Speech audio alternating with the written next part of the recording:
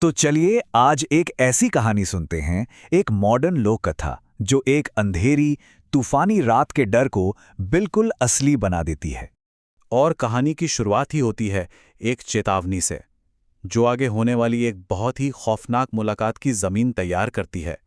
यह सिर्फ कोई सलाह नहीं है, समझ लीजिए ये आने वाले खतरे की पहली आहट है।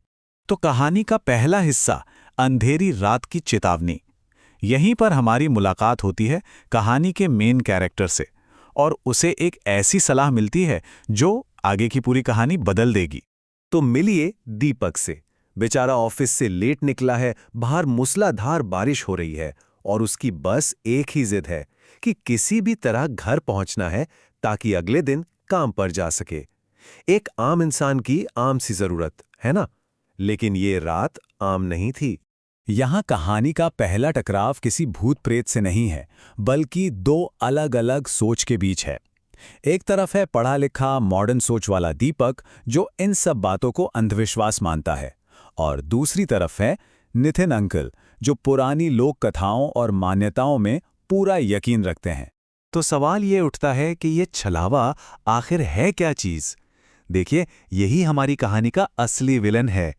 लोक कथाओं के हिसाब से ये एक ऐसी ताकत है जो रात के अंधेरे में अकेले मुसाफिरों को अपना शिकार बनाती है, उन्हें धोखा देती है, उन्हें उनके रास्ते से भटका देती है।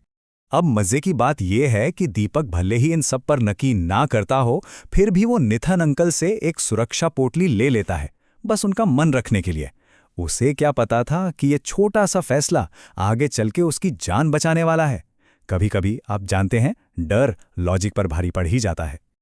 और यहीं से कहानी एक नया मोड़ लेती है, जहां से असली सस्पेंस और डर की शुरुआत होती है। कहानी में एंट्री होती है एक अजीब सी लड़की की। अब सोचिए जरा, दीपक एक सुनसान बस स्टॉप पर खड़ा है। बारिश और तेज हो गई है, बिजली कड़क रही है। उससे यह भी समझ आ जाता है कि आखिरी बस तो कब की जा चुकी है। मतलब वो पूरी तरह से फंस चुका है, अकेला। और ठीक तभी उसकी नजर सड़क के उस पार बैठी एक लड़की पर पड़ती है। और फिर होता है वो क्लासिक हॉरर मोमेंट। तभी आसमान में जोर से बिजली कड़कती है, और जब दीपक की आंखें वापस उस जगह पर जाती हैं, तो वहां कोई नहीं था। वो लड़की गायब हो चुकी थी। यही वो पहला पल है जब हकीकत और वहम के बीच की लकीर धुंधली होने लगती है। अब दीपक कुछ समझ पाता, इससे पहले ही एक और लड़की सामने आ जाती है, गुलाबी साड़ी पहने हुए, और वो कहती है कि उसने भी उस अजीब सी लड़की को देखा था। सोचिए, दीपक को कितनी राहत मिली होगी। उसे लगा, चलो मैं अकेला नहीं हूं, कम से कम उसे ऐसा लगा। तो अब दोनों साथ में अगले गांव की तरफ चल पड़ते हैं। लेकिन रास्ते में माहौल और भी ज्यादा डरावना होने लगता है। दूर से कभी किसी के गाने की आवाज आती है, तो कभी किसी के रोने की।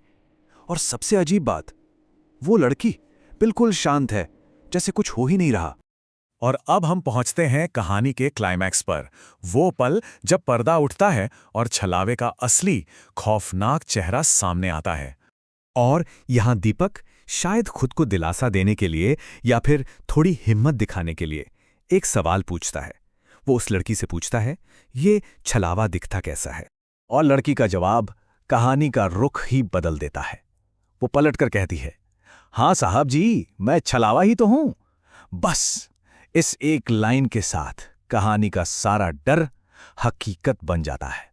इसके बाद शुरू होता है मजाक का एक भयानक खेल। वो छलावा अब दीपक के दिमाग से खेल रहा है। कभी गायब हो जाता है, कभी अचानक सामने आ जाता है और उसके डर का मजाक उड़ाता है। और फिर वो अपना असली रूप दिखाता है। लड़की का चेहरा बदल जाता है, आंखें एकदम लाल और जिस्म एक खूंखार जानवर जैसा। सारा नकाब उतर चुका था। और इस डर को और भी ज्यादा बढ़ाने के लिए दीपक को अचानक एहसास होता है कि वो इतनी देर से चल तो रहा है, लेकिन कहीं पहुंच नहीं रहा। वो बस गोल गोल घूम रहा है। उसे छलावे ने अपने मायाजाल में फंसा लिया था। तो अब आता है कहानी का आखिरी हिस्सा, बचाव और यकीन। यहां से शुरू होती है जान बचाने की दौड़। अब दीपक के पास सोचने का टाइम नहीं है। वो बस भागता है, बेतहाशा भागता है। उसका दिल जोर जोर से धड़क रहा है, बस किसी तरह उस खौफ से दूर जाना है। और भागते भागते इसी घबराहट में उसे अचानक याद आता है अपनी जेब में रखी वो पोटली, वही पोटली जो नितिन अंकल ने दी थी और जिसका उसने मजाक उड़ाया था।